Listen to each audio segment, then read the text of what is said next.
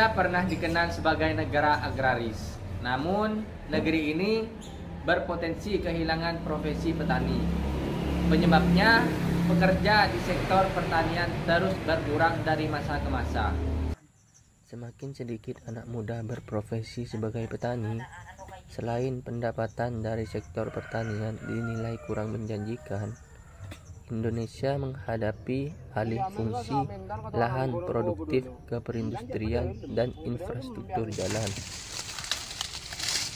Tak heran jika Badan Perencanaan Pembangunan Nasional memprediksi 42 tahun mendatang Indonesia tak lagi mempunyai petani bila tren tersebut terus berlanjut. Kalau kita bicara tentang dunia pertanian, Mas, itu tidak akan pernah habisnya. Karena selama manusia itu masih butuh makan, maka pertaniannya tidak akan mati. Cuman kalau kita melihat kondisi pertanian sekarang, banyak sekali generasi muda yang tidak suka terhadap dunia pertanian.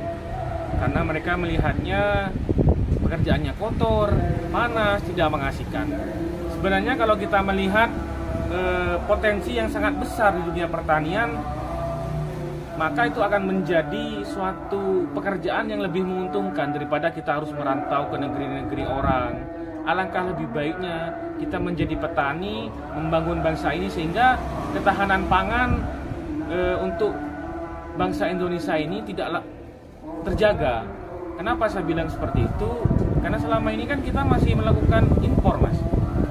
Impor kita selalu mendatangkan, sedangkan kalau kita melihat kondisi pertanian Indonesia, alam dan iklim di Indonesia itu sebenarnya kita lebih bagus, Mas, dan lebih cocok untuk menjadi daerah agraria ataupun daerah yang penghasil pertanian terbaik.